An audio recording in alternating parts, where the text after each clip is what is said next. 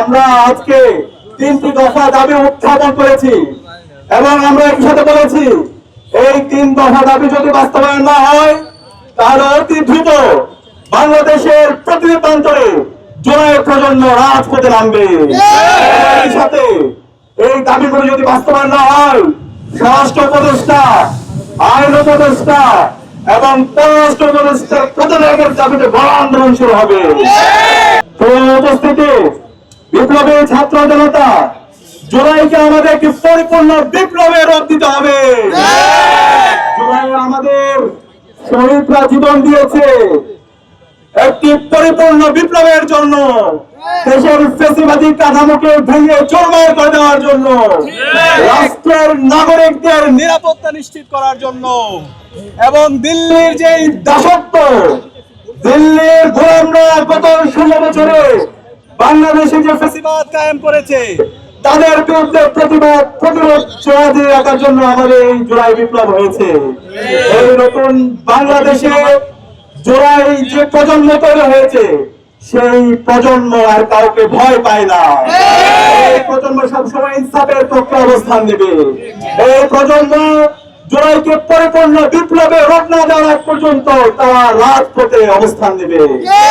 সংগ্রামী সাথী ও বন্ধুগণ, আমরা আজকে 3টি দফা দাবি উত্থাপন করেছি এবং আমরা একসাথে বলেছি এই 3 দফা দাবি যদি বাস্তবায়ন না হয় তাহলে অতি দ্রুত বাংলাদেশের প্রতিটি প্রান্তরে জুলাইয়ের প্রজন্ম রাজপথে নামবে। এই সাথে এই দাবিগুলো যদি বাস্তবায়ন না হয় স্বরাষ্ট্র উপদেষ্টা, আইন উপদেষ্টা এবং পররাষ্ট্র উপদেষ্টার পদত্যাগের দাবিতে বড় আন্দোলন শুরু হবে। আমাদের দাবিগুলো সাংবাদিক বন্ধুদের মাধ্যমে সারা দেশের মানুষের মাঝে আমরা পাঠ করছি। আমাদের প্রথম দাবি, আমাদের ভাই জুলাইয়ের সহযোগিতা, আগ্রাসনের বিরুদ্ধে, আধিপত্যবাদের বিরুদ্ধে যিনি সবসময় প্রতিরোধ জানিয়ে গেছেন, শরীফ ওসমান হাদির উপর গুলিবর্ষণের সঙ্গে জড়িত প্রত্যক্ষ হামলাকারী, পরিকল্পনাকারী, সহায়তাকারী সকল সন্ত্রাসীদেরকে দ্রুত সময়ের মধ্যে গ্রেফতার করতে হবে। একই সাথে গোয়েন্দা সংস্থা সহ রাষ্ট্রের সকল সংশ্লিষ্ট অর্গানকে দ্রুত জবাবদিহিতার আনতে হবে। একই সাথে যাদের গাফিলতি প্রমাণিত হবে তাদের বিচারের মুখোমুখি করতে হবে। একই সঙ্গে যারা হামলার সমর্থন জুগিয়েছে, হাদি ভাই এবং জুলাই বিপ্লবীদেরকে যারা হত্যাযজ্ঞ করেছে, সেই কালচারাল ফ্যাসিস্ট চক্রের বিরুদ্ধে সম্পূর্ণভাবে বয়কট করতে হবে। আমাদের এই কালচারাল ফ্যাসিস্ট চক্র আমাদের ভাই ওসমান শরীফ হাদি ভাইকে হত্যাযজ্ঞ করেছে এবং জুলাই প্রজন্মকে হত্যাযজ্ঞ করেছে। এই কালচারাল ফ্যাসিস্ট চক্রের বিরুদ্ধে আমাদের সামাজিকভাবে বয়কট করার জন্য বাংলাদেশের সবাইকে আহ্বান করছি। আমাদের 2 নম্বর দাবি, আগামী 48 ঘন্টার মধ্যে নিষিদ্ধ লীগের বিরুদ্ধে এলাকা ভিত্তিক চিরুনি অভিযান শুরু করতে হবে। নিষিদ্ধ ঘোষিত সংগঠনের বিভিন্ন স্তরের সকল সন্ত্রাসীদেরকে গ্রেফতার করতে হবে এবং সব ধরনের অবৈধ অস্ত্র উদ্ধার করতে হবে।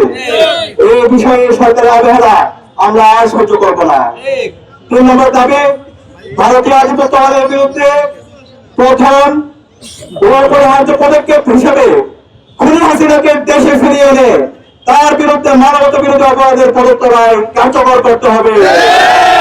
গণহত্যাকারী সন্ত্রাসীদের আশ্রয় দেওয়ার প্রতিবাদে ভারতের সঙ্গে কূটনৈতিক সম্পর্ক পুনর্বিবেচনা করতে হবে। অভিযুক্তদের ফেরত না দেওয়ার পর্যন্ত কূটনৈতিক সম্পর্ক স্বাভাবিক করা যাবে না। এই 3 দফা দাবি অনতিবিলম্বে না মানা হলে এবং আইন শৃঙ্খলা পরিস্থিতি দৃশ্যমান পরিবর্তন না দেখাতে পারলে স্বরাষ্ট্র উপদেষ্টা, আইন উপদেষ্টা এবং পররাষ্ট্র উপদেষ্টাকে পদত্যাগ করতে হবে। আন্দোলনে বাংলাদেশের মুক্তিকামী ছাত্র জনতাকে সাথে নিয়ে সারা দেশে আমরা দুর্বার আন্দোলন গড়ে তুলব।